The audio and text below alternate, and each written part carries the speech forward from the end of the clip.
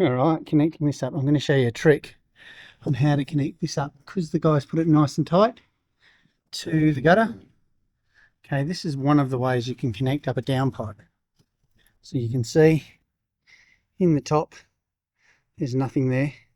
What we're going to do is we're going to find each edge, and then we're going to chisel it, bend it down and seal each side, so that we're creating a pop out of the bottom of the gutter. Okay, so here I am literally just finding the edges from the other side of the downpipe. Now, move back and to there, and to there. Okay, so what I'm going to do is I'm across there, I'm going to chisel, and I'm going to chisel across there, like so. That will then bend down and create a pop. So, I'll show you.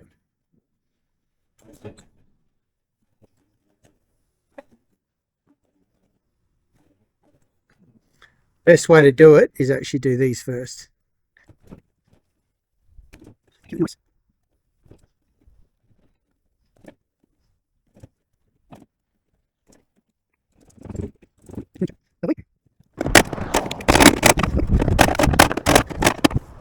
Okay, now for the front, important you push down so that it bends well. We're looking for a good bend here. So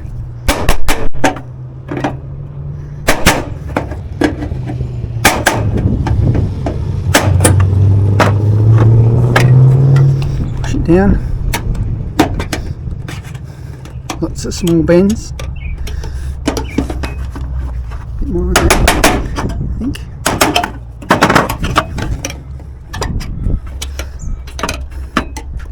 See, that's bending nicely.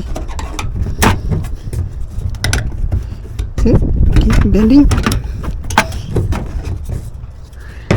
Back.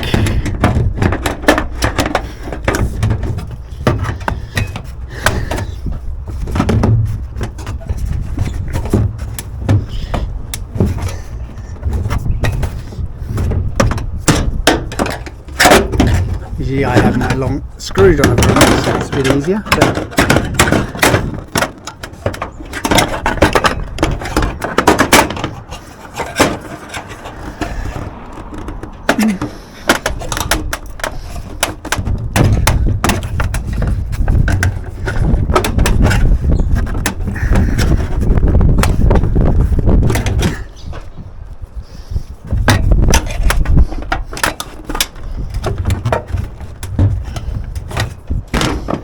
okay, yep, so there you can see it.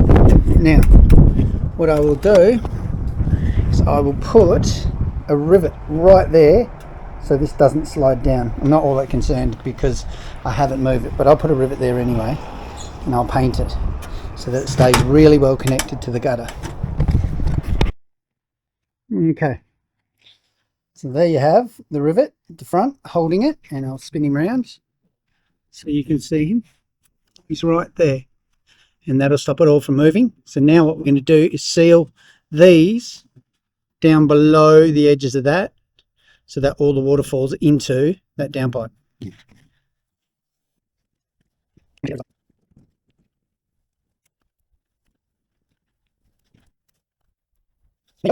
So the reason I like this type of connection is that there's no lip here, and you find when you put in a pop you end up with a little lip of silicone around it. So this theoretically should hold no water, and water should absolutely gush down.